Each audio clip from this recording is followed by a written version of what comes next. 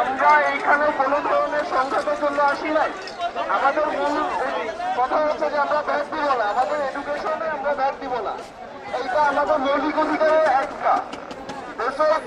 আপনি একটু চোখ কান খোলা রাখেন আশেপাশে কোনো ধরনের অকারেন্সের জন্য।